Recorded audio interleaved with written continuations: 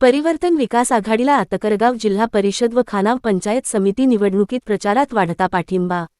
आतकरगाव जिल्हा परिषदेच्या उमेदवार श्रद्धा अंकित साखळे व खानाव पंचायत समितीचे उमेदवार भूषण सूर्यकांत पाटील यांची प्रचारात आघाडी। राष्ट्रवादी काँग्रेस पक्ष, शिवसेना, उद्धव बाळासाहेब ठाकरे काँग्रेस, राष्ट्रवादी शरद पवार गट, मनसे, शेकाप मित्र पक्षाचे विकास आघाडीचे उमेदवार यांना आतकरगाव जिल्हा परिषद व खानाव पंचायत समिती गणात वाढता पाठिंबा मिळत असल्याचे दिसून येत आहे। ज्येष्ठ नागरिक, महिला वर्ग व तरुणांचा मोठ्या प्रमाणात असलेला सहभाग याच्या जोरावर आम्ही आमच्या प्रभागात परिवर्तन विभाग आघाडीच्या उमेदवारांना एक नंबरची मते देऊन विजयी करण्याचा विश्वास मतदार करत आहेत। राष्ट्रवादी काँग्रेस पक्ष व शिवसेना उभाठा गटाच्या कार्यकर्त्यांची खालापूर तालुक्यात आतकरगाव जिल्हा परिषद वार्डात परिवर्तन आघाडीच्या माध्यमातून पहिले मनोमिलन झाल्याने इथेच परिवर्तन विकास आघाडीच्या उमेदवारांचा विजय निश्चित झाला असल्याचे शिवसेना तालुका प्रमुख एकनाथ पिंगळे यांनी सांगितले आहे। कारण दोन्ही उमेदवार श्रद्धाताई ह्या माजी पंचायत समितीच्या सभापती होत्या, सदस्य सुद्धा होत्या आणि भूषणबाई सुद्धा इकडे आदिवासींसाठी भरपूर काही कामं केलेली आहेत आणि म्हणून त्यांचा विजय तर नक्कीच आहे।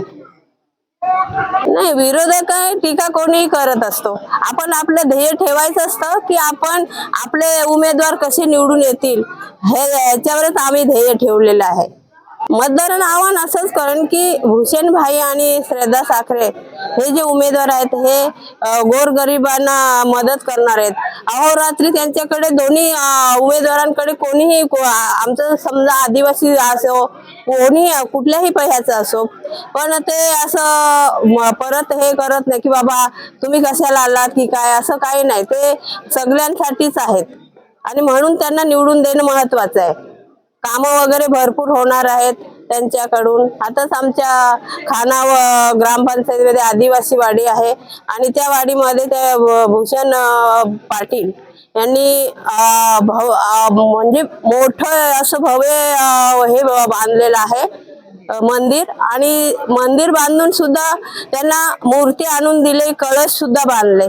अशी म्हणजे अजून तर कामाचं हे उमेदवारी फक्त जाहीर झालेले, ते काय निवडून आलेले नव्हते पण तरी सुद्धा त्यांनी केले। निवडून आल्यानंतर प्रत्येक आदिवासींना आधार आहे, पाणी वगैरे पाण्याचा प्रॉब्लेम आहे ते पण सोडवू शकतील दोन्ही उमेदवार।